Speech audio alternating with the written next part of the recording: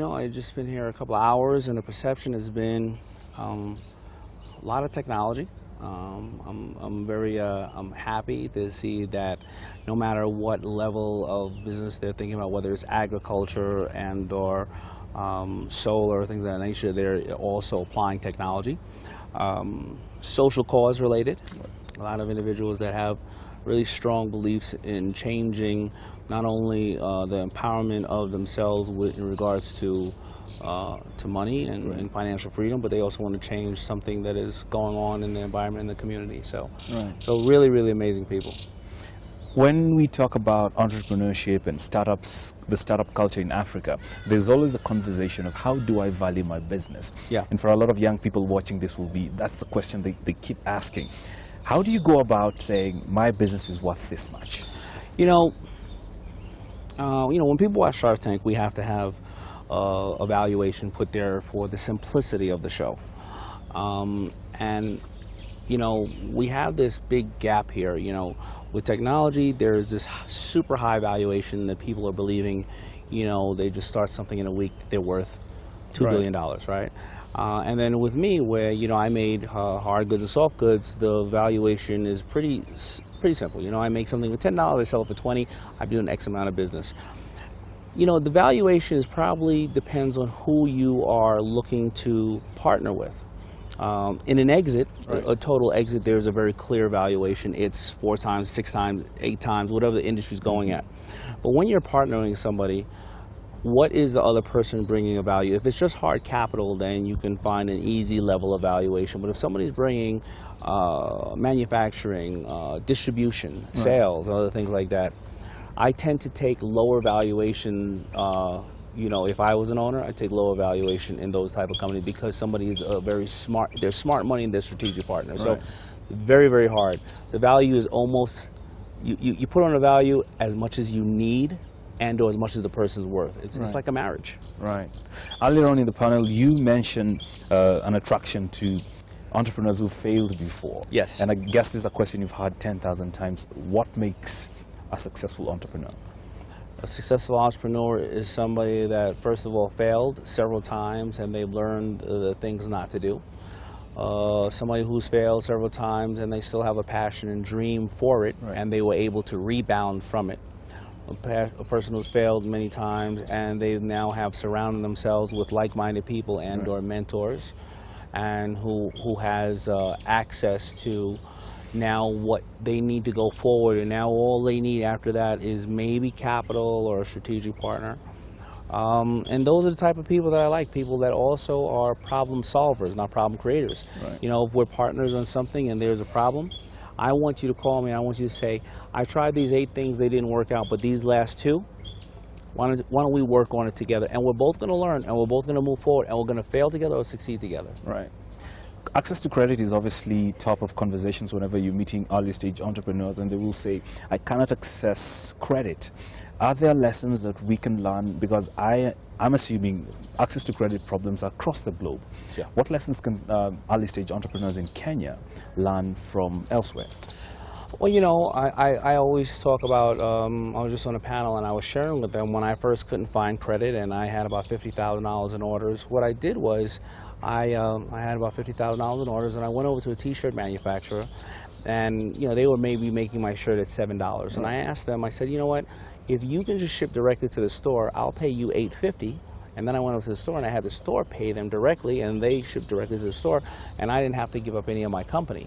I paid a little bit more of the product and made a little bit less of profit, but then my loss factor was very low. And people have to think they have to think out of the box. They have to become creative. They have to, as I always say, exercise what we call the power of broke and find other opportunities. One thing I always share with people is the earlier you ask for capital, and if you don't have a proof of concept, the more the capital costs. So what you have to do is really sometimes not try to sell $200, $500, $1 million worth of stuff.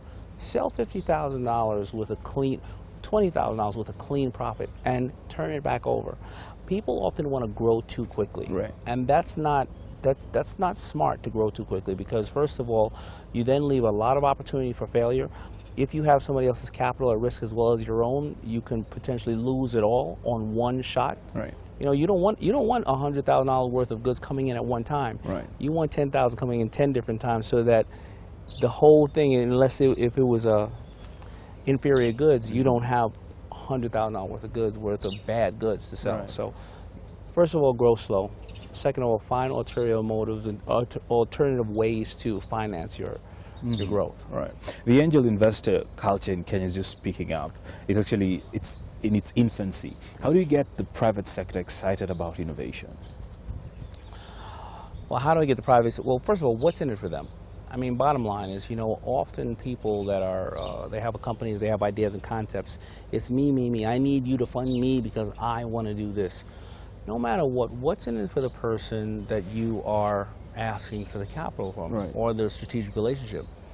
Bottom line, we all, investors, you, I, anybody else, we all have our own hopes and dreams and aspirations as well. And often people go out there and they just are focused on what they want. Strategic investors and/or investors, they often don't necessarily want return on capital. Maybe they want to be part of a movement that helps agriculture. Right. Maybe they want to give back in some other way. Maybe they do want a small return on capital, but a consistent return, or maybe they want to be partners in something. So you always have to find out what's in it for the investors, and that's what I've noticed where people make their biggest mistakes. Right. They're so concentrated on what they need that they don't think about what the investor needs. Do you see a role, if any, that the government can play in sort of stirring this up? Well, I think one of the biggest roles they're playing is now bringing all these eyeballs, on, you know, from all around the world, and all these investors from around the world here for GES. I think that, yes, if there's ways that they can offer some more accelerators and incubators and spaces that they may have to put like-minded people together to work and feed off each other. Can they bring maybe some more curriculums into the school system to talk about financial intelligence? Because sometimes the biggest problem about investing is, I want to invest in a company, but you've never paid your taxes. I can't tell where the money's going, or how it's going to be. Entrepreneurs need to do their due diligence. Of course, you have to be ready to take in funding. You know, because if I'm looking at 5 different companies and they all are equal, right, the 3 that don't know how to take in capital, and I won't know if you own the trademark, you know, when am I going to get my capital out? Have you been paying your taxes? I'm not going to look at those. I'm going to look at the other 2. So the foundation of the companies need to be there, and entrepreneurs often need to understand how to set up, and just the basics, just the simple, I'm not asking about big things, just the basic, simple way to set up their companies. Right. You obviously hear a lot of pitches in your line of work. What do you think, and this is an unfair question, is the next disruptor in terms of a brilliant technology coming out of whatever part of the world? It will be an energy play, I believe. I believe the next disruptor is going to be some form of energy, and I think also in the banking area, where it's, you know, when these individuals, especially here, who you know, how they learn to trade and/or loan money through the phone system, right? I think this region is setting a great example for how you can empower people, number 1, make money, number 2. I think those are the 2 areas. It's going to be banking, and it's going to